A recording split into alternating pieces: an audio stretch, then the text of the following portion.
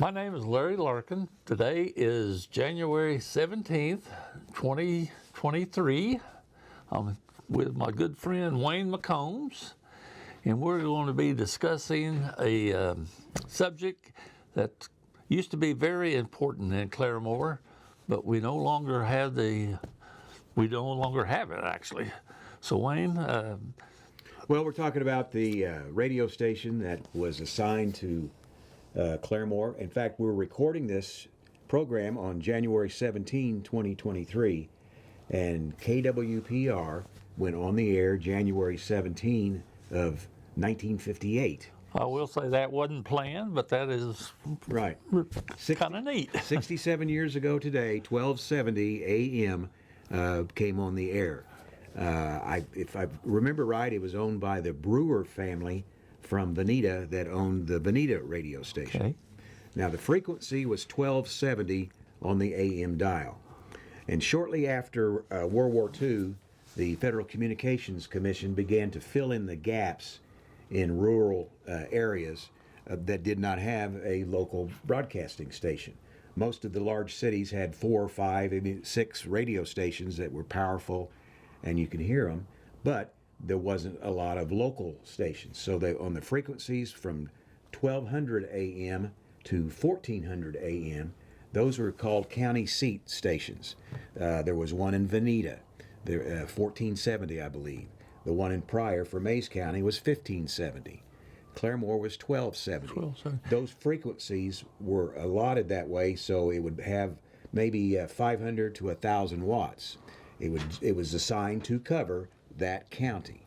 I mean, it would go over a little further, but yeah. So you're saying KWPR, Claremore Station, covered the entire Rogers County? Rogers County, yeah. The pattern was kind of like a circle, only kind of an oblong circle.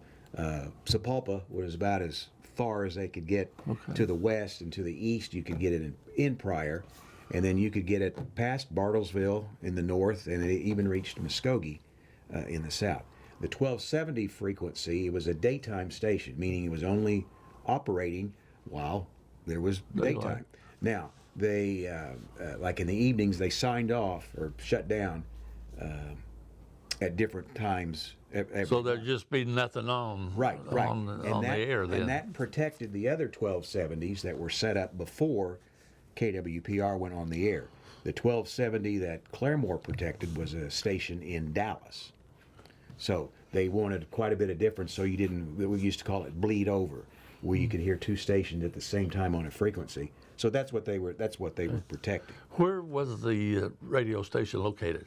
The first location of the radio station was on top of the Will Rogers Hotel on the top floor. Top floor? And I can't remember when they moved, but they were on the air on the top floor, and they were owned by the Brewer family that owned the station in Veneta. What kind of shows did they have? Well, I barely remember. Now, this is when we had a Cub Scout tour, so I must have been somewhere around the 5th grade. So this was like 62, somewhere around in there. And we went on a tour of the Cub Scout project at the radio station where they had moved to 417 West 2nd Street. Then it was named Patty Page Boulevard.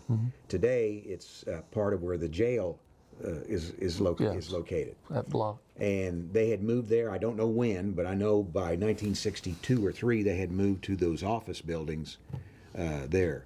The Oklahoma Natural Gas was in that same strip of buildings.